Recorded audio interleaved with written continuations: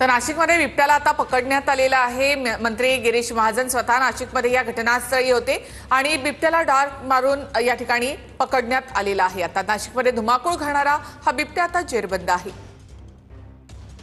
तर ही दृश्य आपण या ठिकाणी पाहतोय। काही वेळापूर्वी या बिबट्यानं एका कर्मचाऱ्याला जखमी करून तो पळाला होता। जाळीमध्ये अडकलेला हा बिबट्या त्यानंतर जाळीमधून उडी मारून पळाला होता, मात्र त्याला डाट लागलेला होता। पुढे जाऊन हा बिबट्या त्या ठिकाणी पडला होता। वन विभागाच्या अधिकाऱ्यांना कर्मचाऱ्यांना याची कल्पना असते की एकदा डाट मारल्यावर तो कुठपर्यंत जाऊन तिथे पडू शकतो।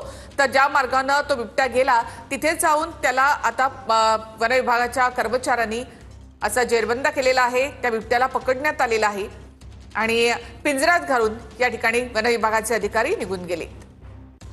तर नाशिकमध्ये धुमाकूळ घालणारा हा बिबट्या त्याला पकडण्यात यश आलेलं आहे वन विभागाला। आज दुपारपासून वन विभागाचे कर्मचारी या बिबट्याला पकडण्यासाठी म्हणून इथे प्रयत्नशील होते। स्वतः गिरीश महाजन या ठिकाणी दाखल झाले होते।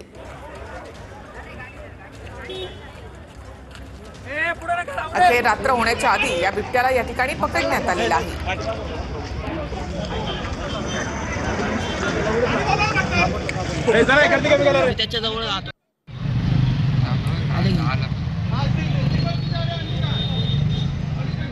तर काही अंतरावर पडलेल्या या बिबट्याला वन विभागाच्या कर्मचाऱ्यांनी अशा प्रकारे पकडले।